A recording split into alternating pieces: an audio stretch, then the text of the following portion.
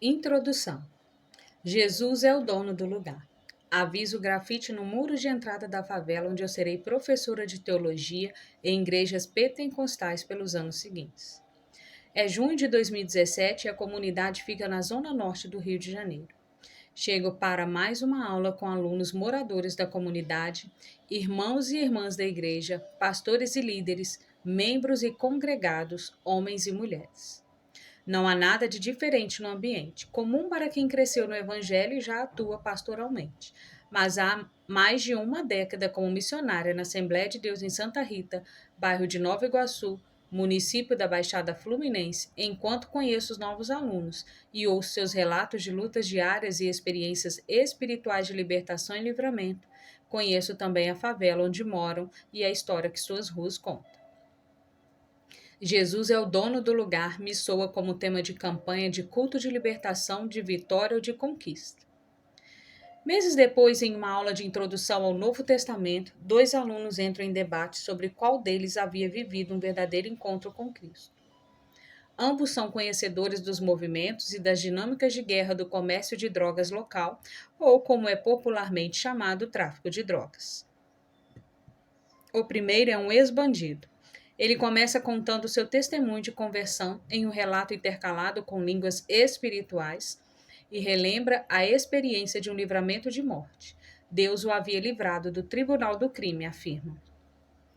Salvo pela intervenção do pastor de uma igrejinha local, descreve emocionado a dificuldade de deixar o mundo do crime e perder a família para o tráfico quando a mulher não suportou e foi embora levando os meninos. Alguns anos depois, casado novamente, o ex-bandido é pastor de uma igreja pequena em outra favela e cursa teologia depois de ter concluído o ensino médio. O segundo aluno se sente ofendido com a acusação de que o comércio local é o grande vilão da história. Para ele, foi a oportunidade de sustento depois de ter perdido o emprego e permanecer anos sem conseguir voltar ao mercado de trabalho.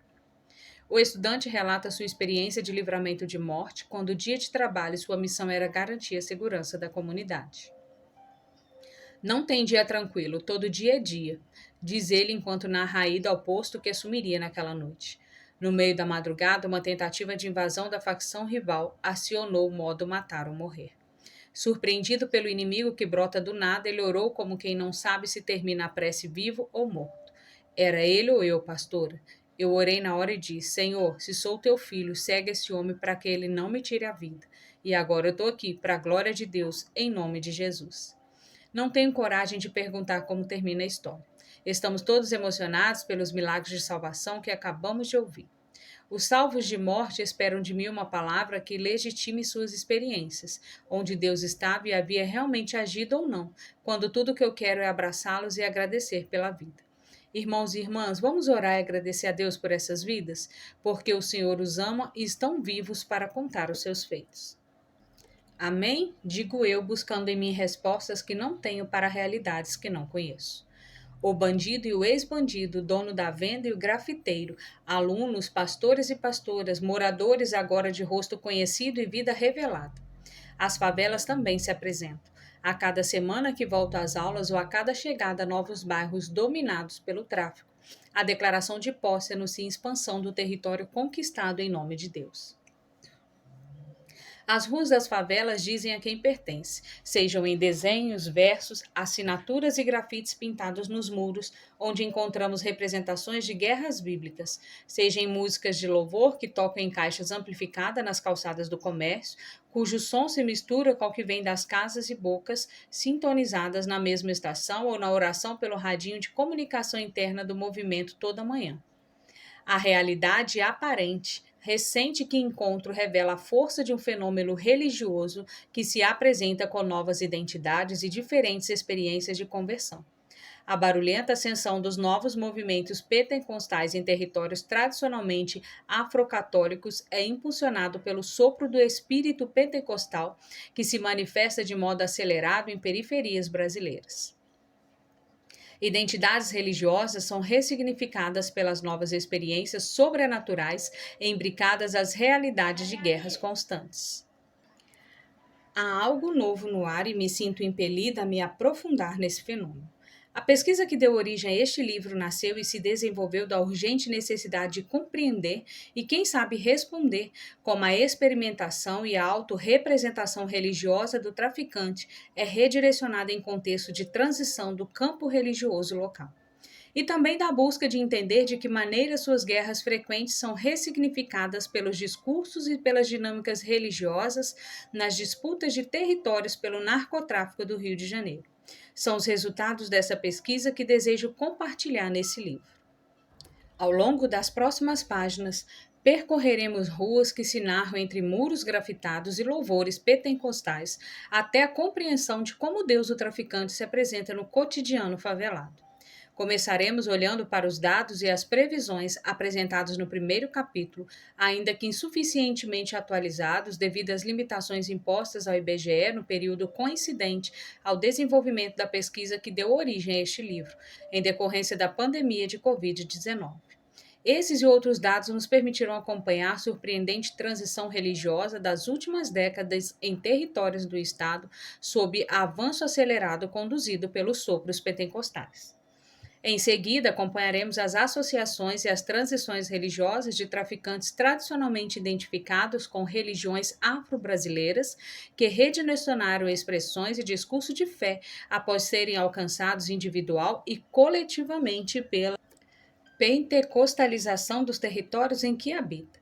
Pensaremos a partir de contextos que se revelam na base do discurso religioso católico-umbandista, nas orações dos traficantes a São Jorge e a Ogum e nas orações de traficantes evangélicos ao Deus de Israel. Essa análise nos conduzirá à compreensão sobre de que maneiras essas orações expressam as ou os porquê elas são expressadas, violências cotidianas por disputas e dominações territoriais em favelas do Rio de Janeiro. Por fim, veremos como o modo de vida local, o ethos de guerra de moradores e traficantes, se relaciona a partir de novos signos e experimentações de fé pentecostalizada. Assim, conheceremos as dinâmicas que identificam dominações de território com símbolos religiosos e compreenderemos de que forma se relacionam as guerras de deuses e as históricas disputas territoriais entre facções do Rio de Janeiro, o que chamaremos de narco-religião. O fenômeno narco-religioso carioca nos provoca novas perguntas que nascem ao cruzar esses caminhos. É possível ser traficante evangélico? É possível dizer quem são os traficantes evangélicos? Existe um perfil evangélico comum entre os que se autodeclaram cristãos? Qual é a relação da igreja com os traficantes evangélicos? Como o nome de Deus pode ser usado em contexto de violência? Quais textos bíblicos sustentariam essa estrutura? Essas e outras questões começarão a ser respondidas por pesquisadores no campo religioso na última década e vivenciada por líderes religiosos locais. É a eles que me uno ao escrever Traficantes Evangélicos. Nesta obra, você encontrará o resultado de uma pesquisa que se debruça sobre algumas respostas e que foi realizada com os pés no campo onde o fenômeno acontece. Uma leitura que se instrumentaliza das ciências de estudos da religião, que leva em consideração as produções teológicas locais e não se caracteriza com o estudo teológico ou pastoral. É um convite para seguirmos respondendo e perguntando, pelos caminhos estreitos do Rio de Janeiro, conhecendo a fé e as lutas de quem vive e trabalha na favela e serve a um Deus que se revela ali, um com eles. 1. Fé que se move. Na hegemonia católica, a pentecostalização. Homens ferozes e vingativos criam deuses ferozes e vingativos. Rubem Alves. Religião não é questão de herança, mas opção. Reginaldo Prandi, Folha de São Paulo, 26 de dezembro de 1999. A vida religiosa mudou na América Latina, particularmente no Brasil, a partir dos anos de 1950, com uma velocidade e extensão inéditas para os estudos da religião. Formou-se um contínuo religioso mediúnico, desde o espiritismo à Umbanda, tal como as múltiplas expressões das seitas e igrejas pentecostais, como caracterizou o dossiê do sociólogo Cândido Procópio Ferreira de Camargo. O mesmo dossiê sinaliza que essas estruturas religiosas se expandiram no Brasil urbano. exatamente nas regiões em que o país se moderniza e estabelece gradativamente padrões mais racionais e seculares. Isso significa dizer que o muro entre a religiosidade moderna e o processo de secularização não é, afinal, tão intransponível como se imaginava. Como indica o crescimento das religiões monoteístas fundamentalistas em diversos lugares do mundo e o avanço vertiginoso de religiões mágicas e do pentecostalismo em todas as suas formas. Desde sua organização no século XX na América do Norte, o pentecostalismo se desenvolve e expande acentuadamente em países em desenvolvimento. Nada, no entanto, se aproxima do que tem ocorrido na América Latina. Aqui ele demonstra toda a sua potência proselitistas e flexibilidade, enquanto se forma e se transforma nos múltiplos pentecostalismos como resultados e expressões do encontro com as culturas locais. Escrevendo sobre identidade e a expansão do evangelicalismo, Pablo Selman assim resume o movimento pentecostal. O crescimento do pentecostalismo na América Latina é uma variante específica de um movimento que mostrou uma capacidade sem precedentes de globalização nos últimos 100 anos. O pentecostalismo produz conversões e massas de fiéis na China, Coreia do Sul, Singapura, Filipinas e vários países do continente africano. Em todos esses casos, como na América Latina, constata-se uma constante. O movimento tem uma grande capacidade de vincular sua mensagem às espiritualidades locais, bem como de incentivar formas flexíveis, variadas e facilmente apropriadas de organização, teologia e liturgia, com as quais difunde-se entre os mais diversos segmentos da população em diferentes contextos nacionais. Diferentemente das igrejas históricas, também descendentes da Reforma Protestante Europeia no século XVI, o pentecostalismo se caracteriza pela crença na continuidade da manifestação e ação do Espírito Santo, como nos tempos da igreja primitiva. De acordo com a teologia pentecostal da contemporaneidade dos dons, da mesma maneira como Deus agia por intermédio do Espírito Santo, no nascimento da igreja para curar enfermidades, libertar de demônios e realizar milagres, ele continua a impulsionar seu avanço impetuoso. A expressão religiosa pentecostal na América Latina se destaca por seu vigor missionário e caráter popular, motivo pelo qual alguns pesquisadores do movimento defendem uma possível pentecostalização da igreja. O fenômeno pentecostal ou a pentecostalidade como tendência na esfera sociocultural em manifestações de resistência político-religiosa eleva a experiência da descida do Espírito e da missão da Igreja a princípio estruturante. O evento do Pentecostes é revisitado, revivido e reinterpretado. Um só Espírito que promove comunhão e criatividade por meio de sua obra criadora. Caracteriza a teologia pentecostal clássica e aponta elementos de uma missiologia pentecostal, seja de ruptura, seja pela continuidade. No início do século XX, a erudição e o status social dos protestantes históricos, grupos originários das missões americanas e inglesas e os luteranos herdeiros direta ou indiretamente da reforma protestante do século XVI, ao lado de sua maior presença demográfica em comparação com evangélicos e pentecostais, garantiram sua hegemonia.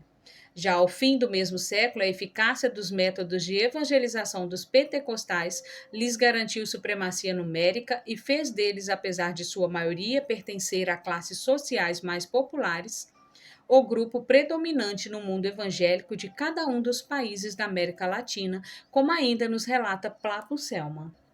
O marcante avanço do último século aponta para a capacidade de flexibilização e de atualização da linguagem pentecostal em territórios que experimentam processos de crescente urbanização, o ethos, ou seja, a forma de pensar e agir na realidade ou mesmo de estar no mundo como uma cosmovisão.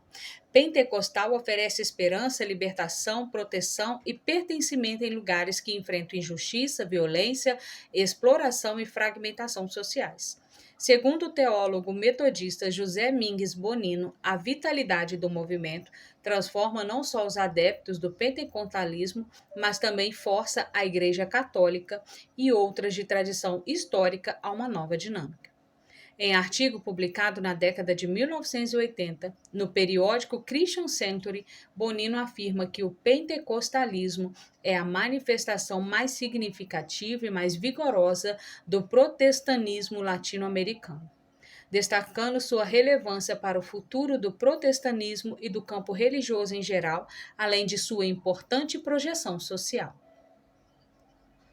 Alguns desses aspectos característicos da teologia e dinâmica pentecostal são apontados como fatores essenciais para a transformação significativa que ocorre simultaneamente em centros urbanos de países em desenvolvimento. A religião supre a falta de sobra do profano, isto é, a experiência se inicia fora do sagrado, quando a medicina falha, a realidade econômica é dura e as perspectivas são frustradas, religiões plurais e em constante transformação se apresentam como respostas. A atualidade dos dons espirituais pentecostais, o caráter popular de sua teologia e a apropriação e manipulação dos símbolos culturais prevalecem, desembaraçando questões sociais, econômicas, científicas e políticas. Além disso, a sensibilidade religiosa presente na maioria dos setores populares da América Latina é organicamente acolhida e enfrentada pela teologia pentecostal mais do que por qualquer outra. A esse propósito, são valiosas as considerações de Pablo Selma. A suposição de que os pentecostais crescem por suas campanhas em tempos periféricos na mídia ignora um fato evidenciado por dezenas de trabalhos antropológicos e sociológicos realizados nos últimos 50 anos. Os pentecostais crescem de boca em boca, por proximidade, por redes. Os espaços de televisão apenas legitimam a posição do crente e resolvem disputas de predominância entre igrejas. Conversões e acessos ocorrem na vida cotidiana quando alguém tem um problema e uma pessoa perto de você recomenda ir a uma igreja. Então acontecem coisas que fazem tudo funcionar. O conceito de igreja eletrônica explica apenas uma pequena parte dos casos de conversão. Muitas vezes de idosos isolados, dependentes da televisão e angustiados em noites solitárias. Para todos os outros, jovens, casamentos em crise, adultos e pessoas de meia idade em meio a todos os tipos de problema, há sempre uma igreja próxima e um amigo ou vizinho que recomenda ir até lá.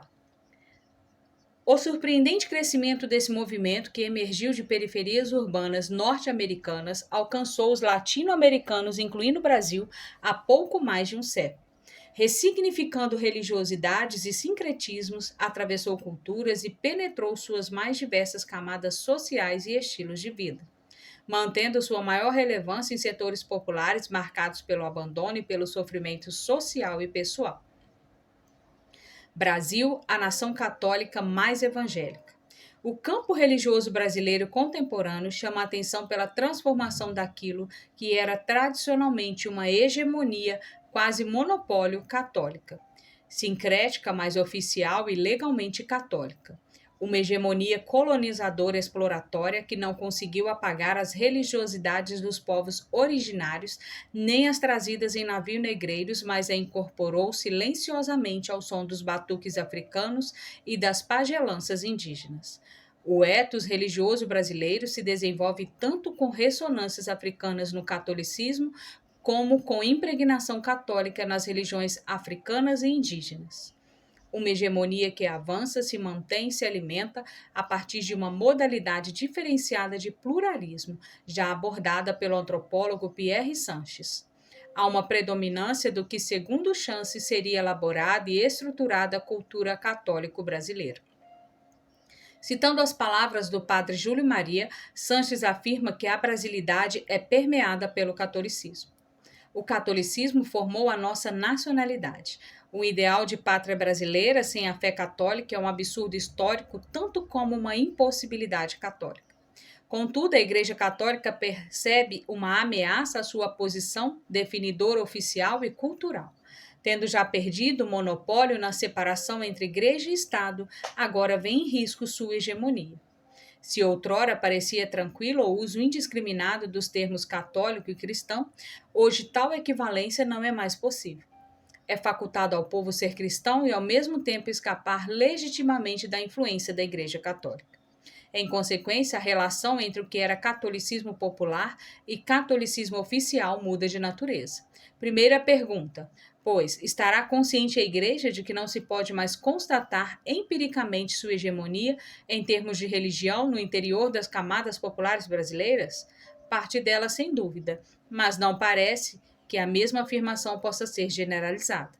Talvez a Igreja no Brasil não tenha tomado consciência do desafio que está a sofrer. E que de fato sofreu. O fenômeno religioso de alternância de maiorias já avançadas em terras latino-americanas e em poucas décadas pôde ser reconhecido de maneira ainda mais evidente por aqui. O impacto das mudanças é grande para a Igreja Católica brasileira. Em muitos países, mudanças no cenário religioso só ocorreram em consequência de guerras e revoluções.